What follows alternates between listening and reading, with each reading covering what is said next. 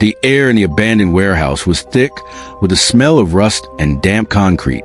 This was it, the final step. After wiring over $1 million, Mark was here to meet the logistics partner who held the keys to his and Chloe's future. A black sedan had picked him up, no questions asked, just a silent driver. He was told Chloe was waiting on a flight, ready to join him as soon as this last transfer of physical assets was complete. Two men stepped out of the shadows, their faces unreadable. They weren't holding contracts. One of them grabbed his arms, forcing him back against a cold metal pillar. The other held up a phone. On the screen, a timer was counting down from 10 minutes. A voice, cold and unfamiliar, echoed from the speaker. "The final payment, Mr. Thompson. Send it now or you won't be leaving." In that instant, Mark realized the truth. There was no business deal. There was no Chloe, and his life was now part of the final transaction. He had not just been taken for his money. He was now being taken against his will, with the threat of severe physical harm hanging over him. My name is James Smith. After witnessing how professional predators destroy innocent lives across America, I decided to fight back. This channel is a collection of thousands of real cases, hidden tactics, and voices of victims who were silenced. I'm here to be your shield in the digital world, because the best way to stop a scammer is to know their next move before they make it. Love is blind. Behind every sweet message is a bitter truth. Let's dive into the dark side of modern romance. The story of Mark Thompson doesn't begin in that warehouse. It begins in a place far more familiar and, in many ways, more dangerous. A quiet suburban home filled with the echo of a life recently halved. Mark, a successful 52-year-old civil engineer, was navigating the disorienting aftermath of a divorce. He was a man who built bridges for a living, but couldn't seem to construct a connection in his own life. Loneliness isn't just an emotion, it's a vacuum. And in the digital age, that vacuum is monitored 24/7 by predators waiting for the right signal. At the urging of his friends, who were tired of seeing him retreat from the world, Mark downloaded a popular dating app. It felt like a concession, a surrender to the modern way of things he didn't quite trust. He spent weeks swiping through a sea of faces that felt more like resumes. Then he found Chloe. The profile was a masterpiece of digital deception. It belonged to a woman named Chloe Sterling, a supposed international architectural designer. The photos were stunning, professional, yet warm, exuding an aura of worldly sophistication and down-to-earth charm. She loved hiking in national parks, old black and white films, and had a soft spot for golden retrievers. In the world of online fraud, this is known as creating an idealized avatar. These criminals scour the internet for images of real, successful people and build a composite character designed to be a perfect match for their target demographic. Chloe's profile wasn't just attractive, it was engineered for credibility. She was a woman you hope was real, even when a part of your brain suggested she might be a mirage. Mark sent a message, a simple compliment on her design portfolio. He didn't expect a reply. He got one in under an hour. The initial conversations were intoxicating. Her messages were filled with an unnerving familiarity, as if they were picking up a conversation they'd been having for years. This is the first phase of the psychological attack. Mirroring. The scammer absorbs every detail you provide and reflects it back to you, creating an instant, powerful sense of rapport. She claimed she too was recovering from a painful divorce, a common tactic used to manufacture a bond over shared trauma. Within days, she suggested they move their conversation to a private messaging app away from the dating platform. For Mark, it felt like a step toward intimacy. In reality, it was a tactical maneuver to move the operation off a monitored platform and into an encrypted, untraceable environment. The fish was off the hook and in the predator's private pond. The weeks that followed were a masterclass in psychological manipulation. The criminal syndicate behind Chloe initiated a campaign of intense affection. Mark would wake up to poetic good morning messages and spend hours on the phone with her each night, falling asleep to her voice. She remembered the name of his childhood dog, his favorite type of coffee, the anniversary of his parents' passing. This wasn't genuine interest.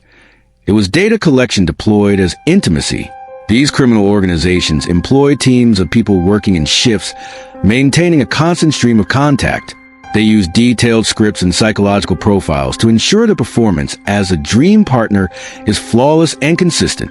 They talked about the future endlessly.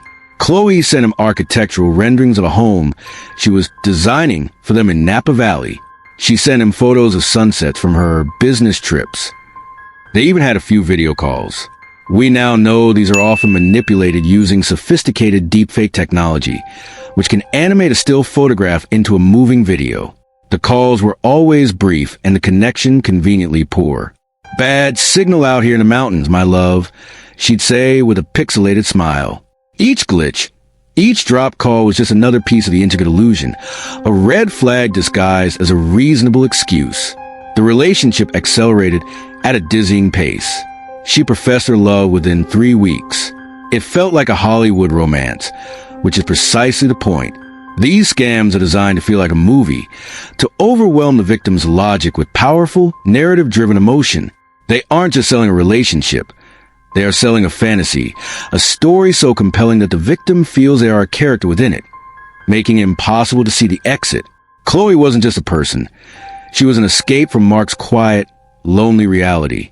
About a month into this whirlwind, the first financial test was initiated.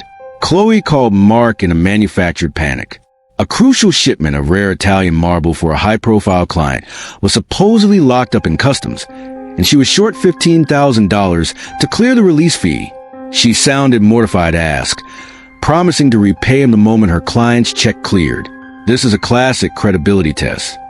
The amount is significant enough to be a stretch, but not so large as to trigger major alarms. It's designed to gauge the victim's willingness to cross the financial boundary. Every rational instinct in Mark's mind screamed danger. He was an engineer. He dealt in logistics and hard numbers. But he wasn't making a decision with his mind. He was making it with his heart. Doubting Chloe felt like a betrayal of the profound connection they had built. So, he silenced the voice of reason and wired the money. A few days later, a fabricated bank confirmation appeared in his inbox showing a repayment of $15,000, but she explained that international transfers were slow and could take a week or two to process. The repayment, of course, never arrived. The test was a success. With the first barrier broken, the floodgates opened. The operation shifted from small crises to a grand opportunity. This is a strategy sometimes called the financial fattening, where the grooming phase transitions to the slaughter. Chloe introduced Mark to a supposedly exclusive business deal, a chance to become a partner in her new venture, importing sustainable, luxury building materials from a niche supplier in Europe. She presented him with a professional-looking website, detailed business plans, and forged letters of intent from shell companies.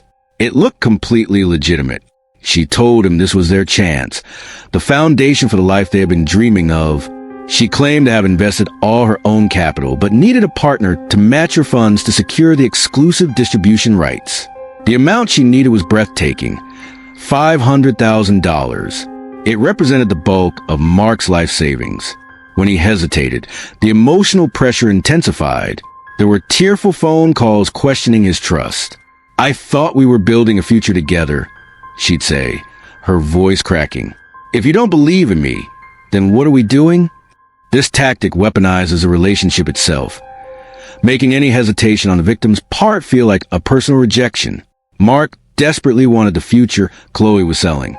It was a tangible cure for his loneliness. He wired the $500,000. Then came the follow-up requests.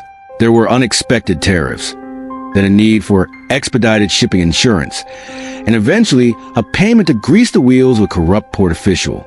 To keep him hooked, the scammers had him log into a fake investment portal, a sophisticated website where he could watch his investment grow in real time. Seeing the numbers climb made the request for more money seem logical, like pouring water on a thriving plant. Over the next 8 months, Mark liquidated his retirement accounts. He took out a second mortgage on his home. He borrowed from his brother, inventing a story about a home renovation. His family grew concerned, but Chloe had already inoculated him against their doubt, framing their worries as jealousy. This is a key step. Isolate the target from their support system. In total, Mark sent $1.2 million through a combination of wire transfers and cryptocurrency. The preferred tools of these syndicates due to their speed and the near impossibility of tracing or reversing the transactions. The final transfer was for $75,000. It was the last of his borrowed funds. Chloe swore this was the final piece of the puzzle. She claimed their first container of materials had cleared all hurdles and their payout was imminent. She even sent him a flight confirmation. She was finally coming to him next week. An overwhelming sense of relief washed over Mark. He had done it. Their future was secure. He sent the money, which brings us back to that warehouse. The final request wasn't for business. It was a shakedown, a last brutal squeeze from a victim they had already bled dry. After being held for an hour and suffering physical harm, Mark was thrown out of the car onto a desolate street, his wallet and phone gone. The moment he found his way home, he saw the full extent of the devastation. The constant stream of messages had stopped. His calls went to a disconnected number. The business website was a dead link. The investment portal was gone. Chloe Sterling had been erased from the internet. It took days for the full weight of the reality to crush him. He had been the victim of a highly organized, professional criminal enterprise. The financial ruin was catastrophic, but the emotional wreckage was a different dimension of pain. Victims often describe the feeling as an emotional violation, a profound sense of shame and humiliation that eclipses the monetary loss. How could he, an intelligent, logical man, have been so completely fooled? He didn't just lose his money. He lost his belief in his own judgment. Mark reported the crime to his bank, his local police, and the FBI's Internet Crime Complaint Center, IC3.gov. He provided a mountain of evidence, chat logs, transaction records, the fake profiles. But the authorities were candid. These syndicates operate from non-extradition countries, using a complex web of technology to remain anonymous. The money he sent was likely converted and moved across a dozen digital wallets and international accounts within minutes of his sending it, making it utterly untraceable. There would be no dramatic resolution. There was just Mark in his mortgaged house, facing the impossible task of rebuilding a life from the ashes and having to guard against recovery scams. A follow-up fraud where criminals promise to get your money back for a fee. It's been a year, and Mark is slowly rebuilding. He attends support groups for victims of financial fraud, finding solace in talking to others who understand the specific kind of violation. The financial road ahead is long, and the trust he lost in others and in himself is a wound that may never fully heal. But by allowing his story to be told, he is taking his power back. He was not targeted for being unintelligent. He was targeted for being human. His hope and his loneliness were exploited by a system built to do exactly that. If one person hears this story and recognizes the playbook, the accelerated intimacy, the constant excuses, and the inevitable request for money, then Mark's devastating loss will not have been in vain. Be careful out there. In the digital world, skepticism isn't cynicism. It's your shield. Protect your heart, but never stop protecting your future. The tactics of these predators are always evolving. To stay ahead of them and protect yourself and your loved ones, subscribe to the Romance Scam Podcast. Knowledge is your best defense.